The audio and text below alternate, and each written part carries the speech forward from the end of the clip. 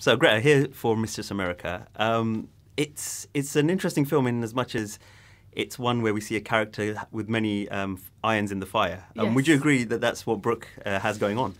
Brooke is an incredibly performative character. She's always acting. She's always on, except for a couple of key moments. So in a way, it was a larger-than-life comedic character, so we wanted to make a movie that would fit a character that big. And really the character of Tracy, we meet Brooke through Tracy's eyes, which seemed like a proper framing device. They have Tracy and Brooke have a relationship which is part a sibling relationship and also a very strong female friendship as well. Yeah. What did you draw on for that? Well, I had seen a lot of my friends whose parents had been like divorced earlier in their lives were getting remarried, and then all of a sudden they were spending Christmas with their new family, but they didn't even know these people. It was just grown-up kids. So that was part of it. And then also I just had so many women that still, but especially when I was younger, that I would idolize all out of proportion, and kind of, they were intimidating to me, but I wanted them to love me, and I looked up to them. And so that was something I wanted to explore in this movie. Obviously writing the film as well, did you see yourself as more Brooke or more Tracy, or a combination of both? I'm Tracy. I went to the same college Tracy goes to. We dressed Lola Kirk, who plays Tracy, in clothes I wore when I was 18. So lots of giant blazers and berets for some reason. And we shot in the hallway that I lived in when I was 18, freshman year. So it was pretty, if there's a me in the movie, that's me. It has an interesting take on the university or college experience, which I think is quite a fresh take on it. What side of that did you want to show in the film?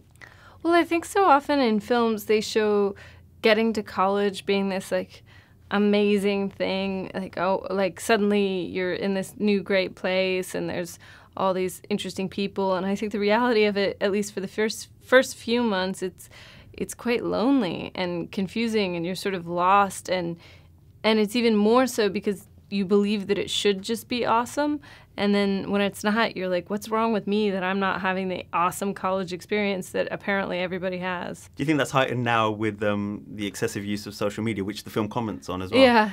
Well, the film comments on it sort of insofar as like Brooke is not, my character is really sort of ham-fisted with it. She's not so deft with it. And I thought, I think there's something kind of more sincere and interesting about someone who's not good at it. I think it's sort of creepy when people are really good at it, and I like it when someone doesn't really know how to hide the message. Like, their self-promotion is so bald and so over the top. I think that's hilarious. And also, I don't know, I feel like I don't do it.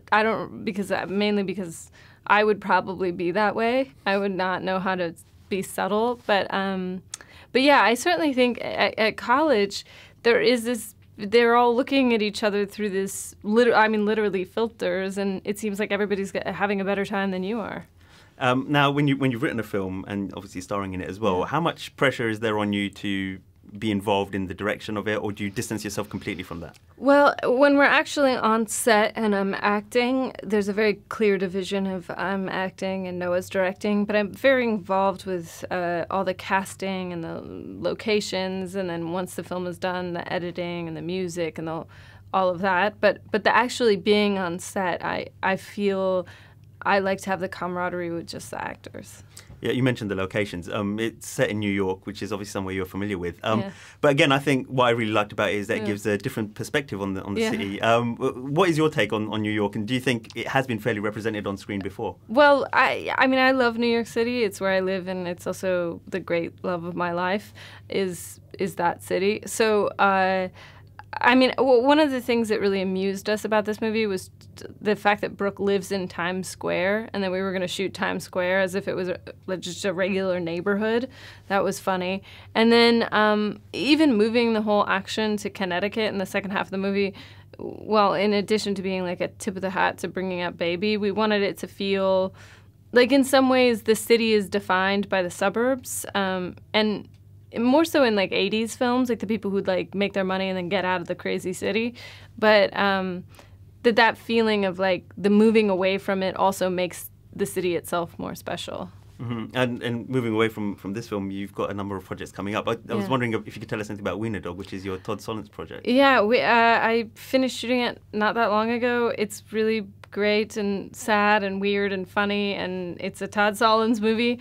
I was only in, it's like a series of, I think, 4 short stories. I mean, short stories, it's a film, so little vignettes, but and so my character's in one of them, and it was great fun, and I think it'll be a really beautiful movie. Excellent. And finally, just your process of writing as well. Do you write whilst you're working on other projects, or is it separated from when you finish the project? No, I write while I'm working on other projects, but I'm sort of writing all the time. In a way, I'm always, but I don't know how that it's all going to fit together. I kind of call it like a brain dump, and I do it constantly, where I'll just be like writing dialogue or characters or little observations, and then when I'm done acting or done working on something and I have a stretch, I'll look at all of it and say, is there a movie underneath this garbage? Well, there's certainly a great movie in this one, so thank you very much. Thank you so much. Ladies and gentlemen, you're watching Hey You Guys! Hey You Guys, huh? Hey You Guys. Is that from the Goonies? It is indeed, yes. Nice. Hey You